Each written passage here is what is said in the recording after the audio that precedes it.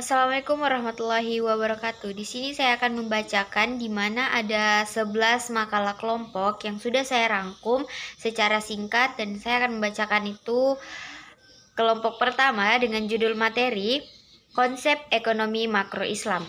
Ekonomi makro Islam adalah cabang ilmu yang membahas kebijakan dan mekanisme ekonomi dalam skala luas atau nasional maupun global berdasarkan prinsip-prinsip syariah. Nah, prinsip-prinsip syariah ekonomi makro Islam terbagi menjadi 8 poin, di mana poin pertama ada tauhid, keimanan kepada Allah Subhanahu wa taala, kedua, keadilan dan keseimbangan, al-adl wal insan. Yang ketiga, larangan riba, gharar dan maisir. Yang keempat, kesejahteraan sosial atau maslahah. Yang kelima, kepemilikan dalam Islam. Yang keenam, peran negara dalam ekonomi. 7. Kerja keras dan produktivitas. Nah, yang terakhir, stabilitas ekonomi dan keuangan. Di sini terdapat juga perbedaan ekonomi makro Islam dan ekonomi makro konvensional. Perbedaan dalam tujuan ekonomi makro Islam, tujuan utama mencapai kesejahteraan dunia akhirat dengan keadilan dan keberkahan. Indikator kesejahteraan, keberkahan ekonomi, distribusi yang adil, dan kesejahteraan sosial. Orientasi ekonomi, kesejahteraan jangka panjang dengan prinsip syariah. Nah, sedangkan ekonomi makro konvensional, tujuan utama meningkatkan pertumbuhan ekonomi dan efisiensi pasar. Indikator kesejahteraan, pertumbuhan, GDP, inflasi, tingkat pengangguran. Orientasi ekonomi, keuntungan materi dan pertumbuhan ekonomi tanpa batas. 2. Perbedaan dalam sistem keuangan. Ekonomi makro Islam terdapat bunga atau riba, sistem perbankan, dan juga pasar keuangan. Sedangkan ekonomi makro konvensional terdapat bunga atau riba, sistem perbankan, dan pasar keuangan. Nah, perbedaan dalam distribusi kekayaan. Ekonomi Islam memiliki instrumen seperti zakat, wakaf, dan infak untuk membantu pemerataan kekayaan. Sedangkan ekonomi konvensional hanya mengandalkan pajak dan kebijakan subsidi yang seringkali tidak efektif dalam mengatasi kesenjangan ekonomi. Perbedaan dalam pasar dan mekanisme pasar. Ekonomi Islam mengatur pasar agar tetap adil dan transparan, melarang praktik monopoli, serta menghindari spekulasi berlebihan. Sedangkan ekonomi konvensional membiarkan pasar bekerja sendiri dengan asumsi bahwa pasar akan mencapai keseimbangan secara otomatis. Nah, implementasi ekonomi makro Islam, implementasi dalam kebijakan fiskal. Contoh implementasi, zakat sebagai alat distribusi kekayaan. Pemerintah dapat mengelola zakat sebagai instrumen redistribusi kekayaan yang efektif untuk mengurangi kemiskinan dan kesenjangan sosial. Nah, lanjut di kelompok 2 dengan judul makalah Uang dalam Ilmu Makroekonomi Islam Konvensional. Uang adalah elemen penting dalam sistem ekonomi, baik Islam maupun konvensional. Dalam ekonomi konvensional, uang dipandang sebagai komoditas yang bisa diperdagangkan dan diinvestasikan untuk keuntungan. Dalam ekonomi Islam, uang adalah alat tukar yang harus dikelola sesuai prinsip syariah yang melarang riba dan spekulasi. Sistem Islam mengutamakan keadilan dan penggunaan uang untuk kesejahteraan sosial. Sejarah uang pada masa Islam. Masa Nabi Muhammad, masyarakat Arab menggunakan dinar dan dirham dari Bizantium dan Persia. Masa Khalifah Umar, standarisasi berat dinar dan dirham, dinar emas 4,25 gram, sedangkan dirham perak 3 gram. Masa Umayyah, penciptaan uang dengan desain Islam sendiri oleh Abdul Malik bin Marwan. Uang digunakan oleh pajak, perdagangan, dan pengelolaan negara. Masa Abbasiyah, terjadi fluktuasi nilai dinar dan dirham, kekurangan emas saat emas Salahuddin Al-Ayyubi dan sistem keuangan Kesultanan Ottoman menggunakan emas dan perak. Nah, di sini ada juga definisi uang menurut para tokoh. Terdapat 6 tokoh, dan tokoh pertama itu ada Adam Smith, uang sebagai alat tukar yang mempermudah transaksi. Yang kedua, Keynes, uang sebagai alat tukar, unit hitung dan penyimpanan nilai serta berfungsi mengatur permintaan agregat. Yang ketiga, Samuelson, uang memperlancar arus barang dan jasa. Yang keempat, Ibnu Khaldun, uang adalah emas dan perak yang memiliki nilai intrinsik harus digunakan untuk maslahat umat. Yang kelima, Al-Ghazali, uang sebagai alat tukar, bukan untuk mengumpulkan kekayaan. Dan yang terakhir, Umar Capra, uang harus digunakan untuk mencapai tujuan syariah seperti keadilan sosial dan kesejahteraan. Nah, di mana fungsi uang menurut Gilarson? Terdapat 4 poin. Yang pertama, medium of exchange. Yang kedua, unit of account. Yang ketiga, store of value. Dan yang terakhir, means of payment. Selanjutnya kita masuk di kelompok 3, di mana judul makalah inflasi dalam perspektif Islam. Inflasi dalam ekonomi Islam tidak hanya dipandang sebagai fenomena moneter, tetapi juga berkaitan dengan aspek moral dan keadilan sosial. Stabilitas nilai mata uang sangat penting dalam menjaga kesejahteraan masyarakat. Nah, jenis-jenis inflasi dalam Islam menurut Al-Makiris.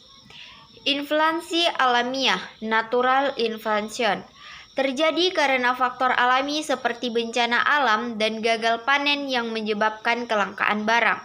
Sedangkan inflasi karena kesalahan manusia disebabkan oleh kebijakan yang salah atau korupsi, pencetakan uang berlebih, dan administrasi yang buruk. Nah, di sini menyebabkan inflasi menurut Islam.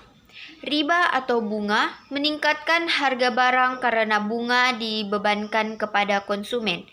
Yang kedua, penimbunan barang atau intikar mengurangi pasokan barang dan menyebabkan harga naik. Yang ketiga, pencetakan uang berlebihan. Uang yang beredar melebihi barang dan jasa yang tersedia.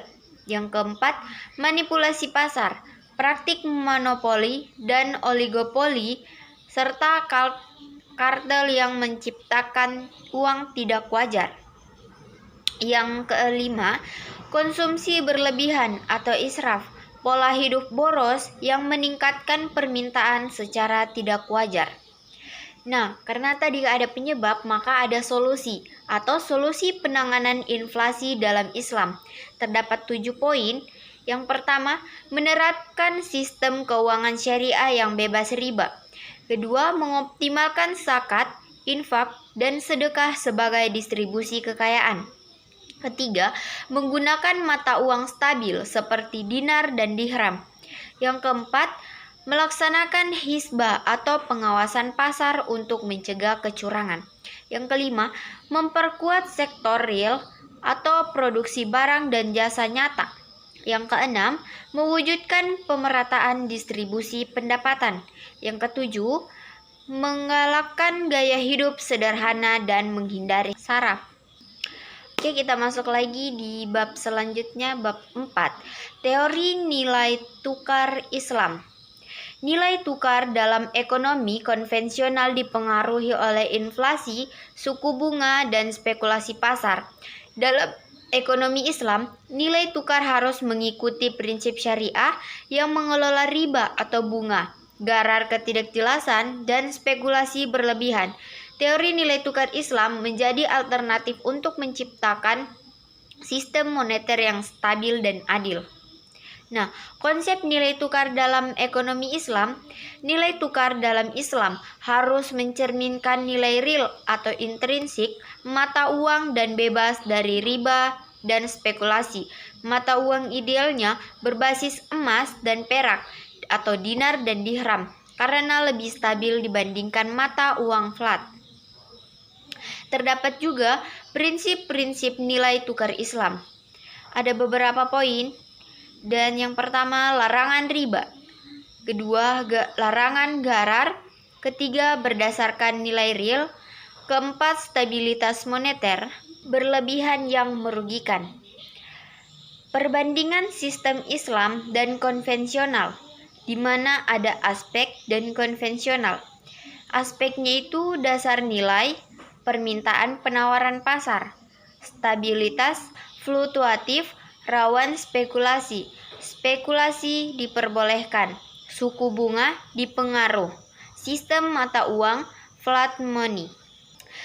Nah, masuk lagi di bagian tantangan implementasi. Terdapat 3 poin. Pertama, dominasi mata uang flat di dunia. 2, kurangnya infrastruktur keuangan syariah. Ketiga, globalisasi ekonomi yang masih berpusat pada sistem nilai tukar mengambang. Nah, karena ada tantangan, maka kita akan masuk di cara mengatasi atau alternatif solusinya, yaitu mendorong perdagangan internasional dengan dinar dan dirham, mengembangkan pasar keuangan syariah, globalisasi ekonomi yang masih berpusat pada sistem nilai tukar dan mengambang. Lanjut lagi di kelompok 5, di mana judul makalah Money Supply and Money Demand. Money supply atau penawaran uang, jumlah total uang yang beredar di masyarakat termasuk uang tunai, simpanan yang dapat ditarik kapan saja, dan simpanan berjangka.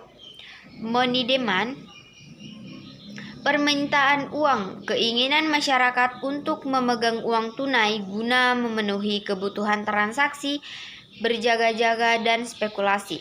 Nah, faktor-faktor yang memengaruhi money supply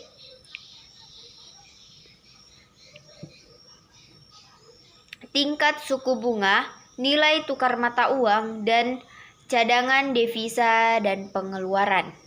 Sedangkan money demand yang mempengaruhi itu ada tingkat suku bunga, pertumbuhan ekonomi atau PDB, dan inflasi. Nah, hubungan money supply dan money demand terdapat 4, di mana yang pertama keseimbangan diperlukan untuk stabilitas ekonomi. Kedua, kelebihan money supply dapat memicu inflasi. Ketiga, kekurangan money supply dapat menurunkan aktivitas ekonomi dan menyebabkan resesi. Yang terakhir, suku bunga menjadi alat penting untuk menjaga keseimbangan antara keduanya. Nah, dampak yang bisa terjadi antara ketidakseimbangan dampak yang bisa terjadi akibat ketidakseimbangan antara dua tadi ada inflasi, pertumbuhan ekonomi terganggu, stabilitas moneter terganggu. Nah, cuma 3 poin saja. Lanjut lagi di kebijakan moneter yang dapat diterapkan. Ada kebijakan ekspansif, kebijakan kontraktif, kebijakan diskonto, pengaturan cadangan kas minuman, dan fasilitas overdraft. Selanjutnya masuk di kelompok 6 dengan judul makalah Kebijakan Moneter dalam Ekonomi Islam. Kebijakan moneter adalah kebijakan yang dilakukan oleh otoritas moneter atau biasanya bank sentral untuk mengatur jumlah uang yang beredar dan suku bunga guna mencapai stabilitas ekonomi seperti pengendalian inflasi, stabilitas harga, dan pertumbuhan ekonomi. Dapat dilihat juga tujuan kebijakan moneter dalam ekonomi Islam. Dalam ekonomi Islam, kebijakan moneter bertujuan untuk mewujudkan keseimbangan antara permintaan dan penawaran uang, menjaga stabilitas harga dan menghindari inflasi, mewujudkan keadilan sosial sesuai dengan prinsip syariah. Nah, instrumen kebijakan moneter syariah. Karena sistem bunga atau riba dilarang, kebijakan moneter dalam ekonomi Islam menggunakan instrumen yang berbeda dengan sistem konvensional di antaranya. Terbagi dua, yaitu instrumen langsung dan instrumen tidak langsung, di mana instrumen langsung terdapat penempatan cadangan wajib minuman. Yang kedua, pengawasan langsung terhadap lembaga keuangan syariah. Sedangkan instrumen tidak langsung terdapat 3. Yang pertama, sertifikat wadiah Bank Indonesia atau SWBI, instrumen yang sesuai syariah. 2. Pembiayaan berdasarkan prinsip bagi hasil atau mudharabah dan musyarakah. Yang terakhir, operasi pasar terbuka berbasis sukuk. Ciri-ciri kebijakan moneter Islam. Yang pertama, tanpa bunga. Kedua, keadilan distribusi. Ketiga, stabilitas ekonomi. Dan keempat, berdasarkan prinsip syariah. Nah, peran Bank Sentral Syariah mengelola jumlah uang beredar sesuai kebutuhan ekonomi, mengatur dan mengawasi perbankan syariah, menerbitkan instrumen moneter yang sesuai dengan syariah, dan yang terakhir menjadi lender of last resort dengan prinsip syariah. Selanjutnya masuk di kelompok 7, di mana judul makalah kebijakan fiskal dalam ekonomi Islam. Kebijakan fiskal Islam adalah kebijakan yang dilakukan oleh pemerintah untuk mengatur permintaan dan pengeluaran negara berdasarkan prinsip-prinsip syariah guna mencapai keadilan sosial dan kesejahteraan umat. Tujuan kebijakan fiskal Islami mewujudkan distribusi kekayaan yang adil, menghasilkan kesejahteraan sosial, menciptakan stabilitas ekonomi dan mendorong pertumbuhan ekonomi. Instrumen kebijakan fiskal Islami terdapat 2, di mana pendapatan negara Islami dan pengeluaran negara Islami. Yang pertama itu pendapatan negara Islami, ada zakat, kharaj, jizyah, ghanimah, pajak, dan itu. Sedangkan pengeluaran negara Islami yaitu membiayai kebutuhan umum masyarakat atau pendidikan, kesehatan, dan infrastruktur, membantu fakir miskin dan mustahik zakat, menjamin keamanan dan pertahanan negara. Prinsip kebijakan fiskal Islami terdapat bebas dari riba, gharar, dan maisir, berorientasi pada kemaslahatan umum, mengutamakan pemerataan dan keadilan distribusi, serta menghindari penimbunan harta atau kans.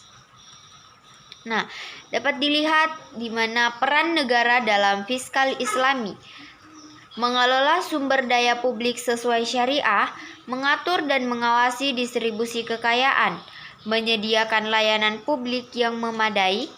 Lanjut lagi di kelompok 8 dengan judul makalah pajak terhadap penawaran.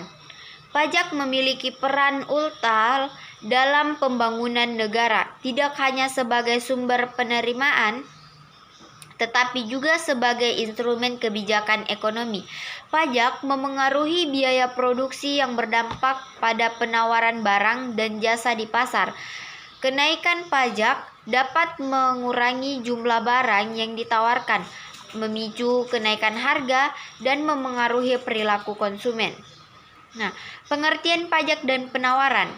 Pajak adalah distribusi wajib kepada negara yang memengaruhi struktur biaya produsen. Penawaran adalah jumlah barang yang tersedia di pasar pada tingkat harga tertentu. Jenis pajak yang memengaruhi penawaran: pajak bertambah nilai atau PPN, pajak penghasilan badan, pajak ekspor dan impor, pajak lingkungan atau green tax. Mekanisme pengaruh pajak. Pajak meningkatkan biaya produksi, kurva penawaran bergeser ke kiri, harga naik, kuantitas barang menurun, permintaan menurun. Elastisitas penawaran. Penawaran elastis, beban pajak lebih mudah dialihkan ke konsumen, sedangkan penawaran inelastis, produsen lebih banyak menanggung beban pajak. Nah, dapat dilihat juga terdapat studi kasus UMKM. Pajak seperti PPh final 0,5% cukup membebani UMKM dengan margin keuntungan kecil, bahkan dapat menyebabkan kenaikan harga dan pengurangan tenaga kerja. Dampak pajak terhadap investasi dan produksi. Pajak tinggi menurunkan minat investasi dan memperlambat ekspansi produksi dan menghambat pertumbuhan ekonomi. Terdapat juga respon produsen, mengurangi produksi, menaikkan harga, melakukan efisiensi, berinovasi, dan menyusun strategi perencanaan pajak.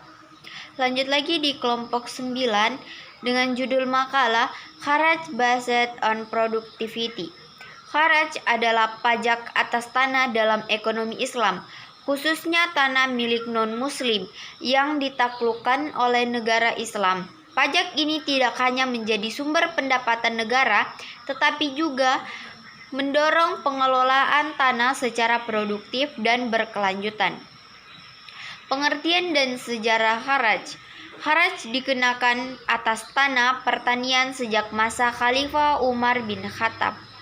Pajak ini tidak disebutkan dalam Al-Quran, tetapi ditetapkan berdasarkan ijma ulama. Kharaj digunakan untuk membiayai kebutuhan negara dan mendorong pertumbuhan sektor pertanian. Jenis-jenis kharaj.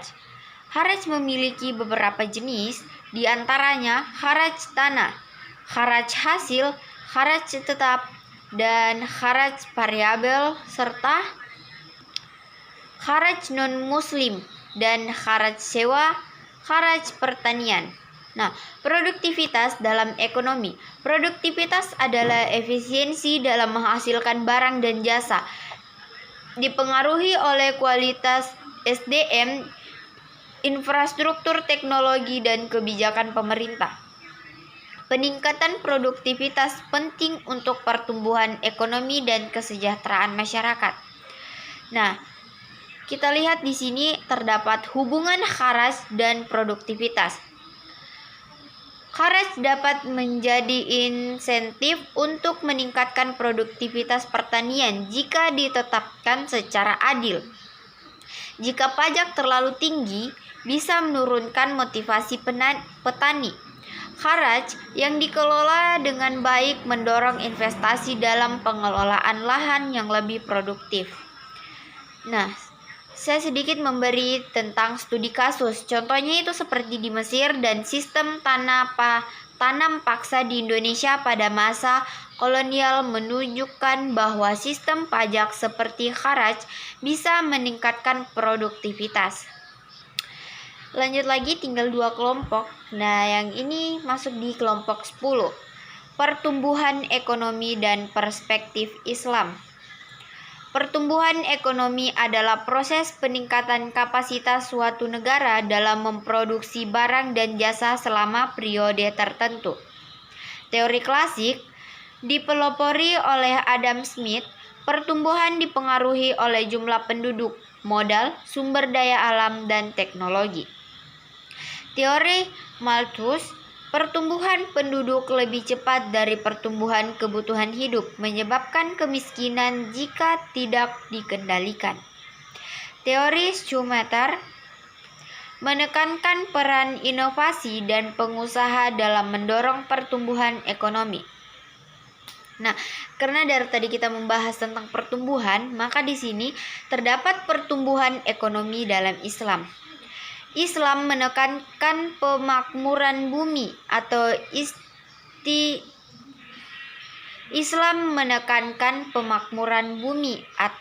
istimar al-ard sebagai tugas manusia dengan prinsip keadilan, keseimbangan, dan kesejahteraan. Pertumbuhan ekonomi dalam Islam bukan hanya material, tetapi juga mencakup aspek spiritual dan sosial. Pertumbuhan yang sah adalah pertumbuhan yang tidak bertentangan dengan syariat, misalnya tidak melibatkan riba, monopoli, atau kerusakan lingkungan. Model pertumbuhan ekonomi Islam. Islam menempatkan nilai-nilai moral dan spiritual sebagai dasar pembangunan. Berbeda dengan sistem kapitalis yang berfokus pada akumulasi materi, ekonomi Islam mengutamakan keberkahan dan keseimbangan dunia akhirat. 4 asas pertumbuhan dalam Islam. Tauhid atau mengakui kekuasaan Allah Subhanahu wa taala. Rububiyah, Allah sebagai pengatur dan pemelihara. Khalifah, manusia sebagai pengelola bumi yang bertanggung jawab. Tazkiyah, penyucian diri dan pembangunan akhlak. Nah, masuk di aspek pembangunan ekonomi. Pertumbuhan ekonomi dan kelestarian lingkungan, distribusi pendapatan yang adil, perubahan struktur ekonomi dari agraris ke industri, peningkatan kualitas SDM, pengurangan kemiskinan dan pengangguran, pembangunan infrastruktur. Nah, paradigma pembangunan dalam Islam. Pembangunan dalam Islam adalah multidimensi atau meliputi material, spiritual, dan moral. Harus terintegrasi antara kesejahteraan dunia dan akhirat. Pembangunan ekonomi umat Islam membutuhkan solidaritas antar negara muslim dan penerapan ekonomi berbasis syariah. Terdapat juga praktik ekonomi masa Rasulullah dan Khulafaur Rasyidin. Rasulullah membangun ekonomi berdasarkan keadilan, perdagangan bebas, dan anti monopoli. Abu Bakar membentuk Baitul Mal atau lembaga keuangan negara. Umar bin Khattab menyempurnakan sistem fiskal dan sumber pendapatan negara. Utsman bin Affan memperkenalkan uang tembaga. Ali bin Abi Thalib memberikan jaminan sosial bagi pegawai negara. Masuk di kelompok terakhir atau kelompok 11. Konsep pembangunan ekonomi. Pembangunan ekonomi adalah proses jangka panjang yang meningkatkan pendapatan per kapita, disertai dengan perubahan struktural pada sistem politik, sosial, nilai masyarakat, dan kegiatan ekonomi. Dalam perspektif Islam, pembangunan ekonomi juga mencakup aspek moral, sosial, material, dan spiritual, serta meningkatkan keadilan distribusi kekayaan, penghapusan riba, dan kewajiban zakat. Kebijakan dan strategi pembangunan ekonomi. Kebijakan ekonomi, kebijakan makro, kebijakan meso, kebijakan makro meliputi kebijakan nasional seperti kebijakan moneter dan fiskal.